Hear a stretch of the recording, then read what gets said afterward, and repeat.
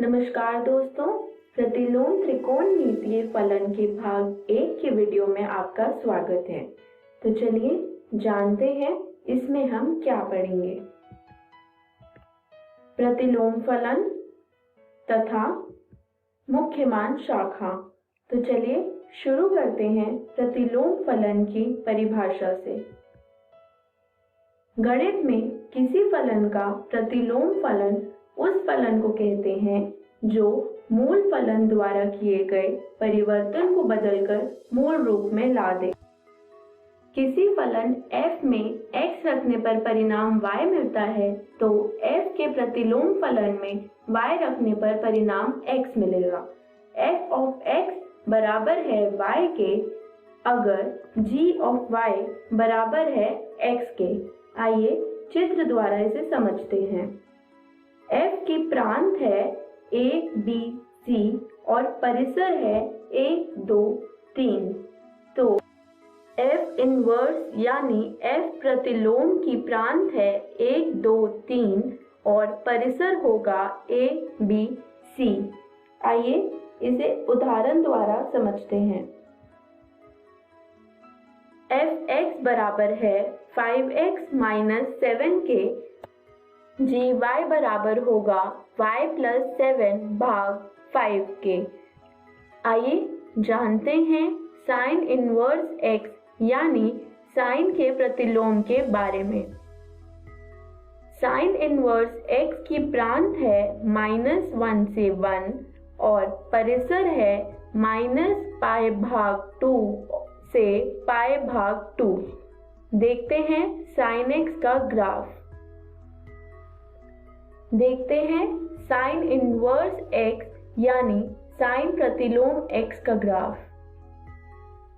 प्रतिलोम फलन का आलेख रेखा y x के बराबर रख के परितः संगत मूल फलन के आलेख को दर्पण प्रतिबिंब के रूप में प्राप्त की जा सकती है। जानते हैं tan इनवर्स x यानी tan प्रतिलोम x के बारे में। tan इनवर्स x का प्रांत है r यानी वास्तविक संख्या और परिसर है -π/2 से π/2। जानते हैं tan x का ग्राफ। tan इनवर्स x का ग्राफ होगा। जानते हैं cos इनवर्स x यानी cos प्रतिलोम x के बारे में। cos इनवर्स x की प्रांत है -1 से 1 और परिसर है 0 से π। देखते हैं cos x का ग्राफ।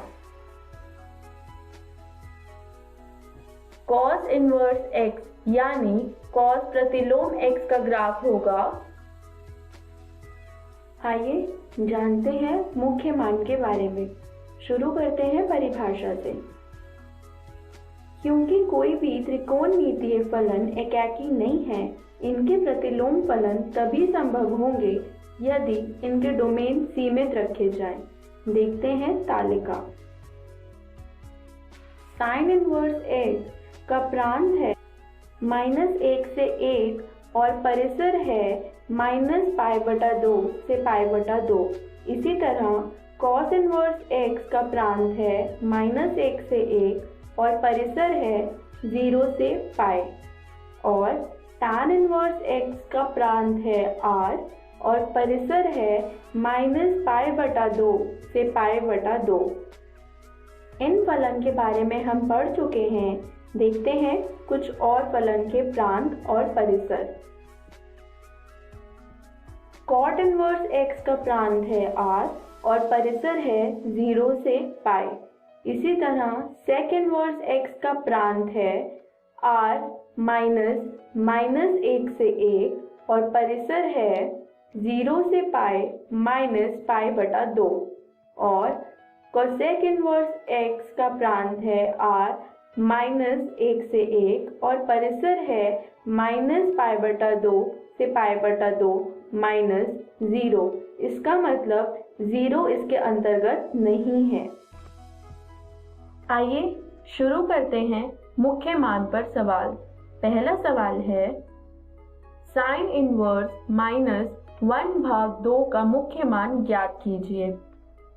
हल देखते हैं। मान लीजिए कि साइन इनवर्स यानी साइन प्रतिलोम -1/2 y के बराबर है। अतः साइन y बराबर होगा -1/2 के, जो कि बराबर होगा -sin π/6 के। यहाँ हमने π/6 इसलिए लिखा है क्योंकि हम जानते हैं sin π/6 बराबर है 1/2 के, जो कि बराबर होगा sin -π/6 के।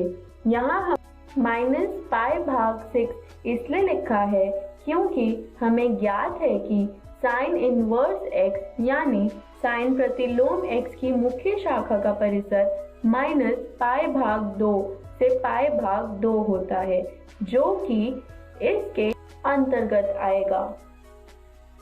और साइन -π/6 बराबर है -1/2 के, इसलिए साइन इनवर्स -1/2 का मुख्य मान है -π/6।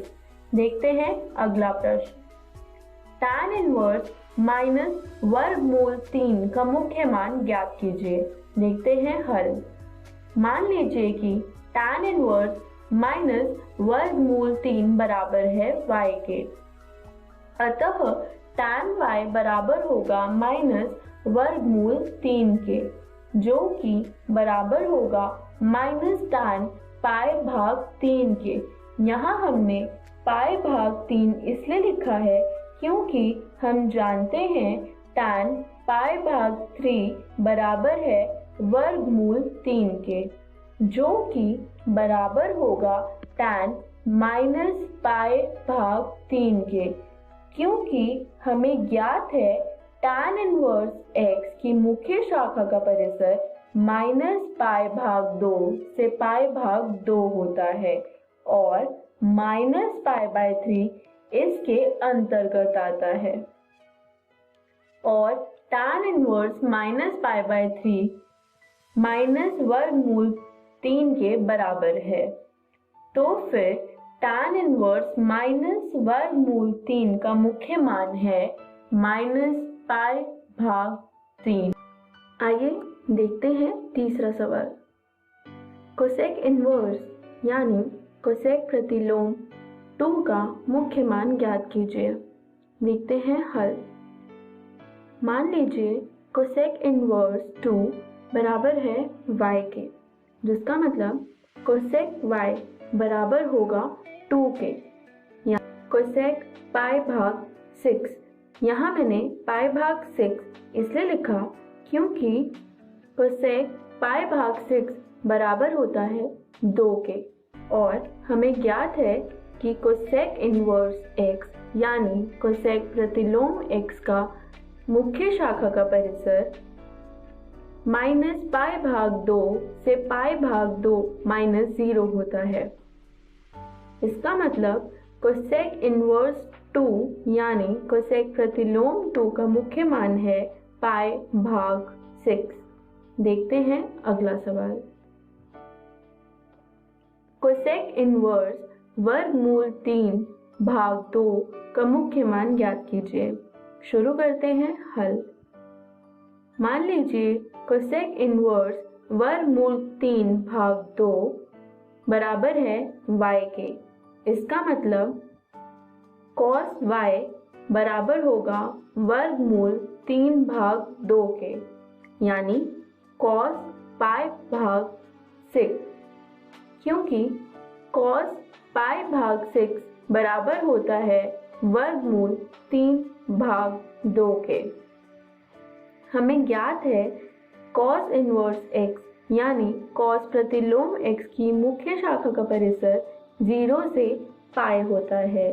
इसका मतलब cos इनवर्स √3/2 का मुख्य मान है π/6। तो आइए जानते हैं इस वीडियो में हमने क्या सीखा। प्रतिलोम फलन और मुख्यमान शाखा। जानते हैं अगली वीडियो में हम सीखेंगे प्रतिलोम फलन के गुण। धन्यवाद।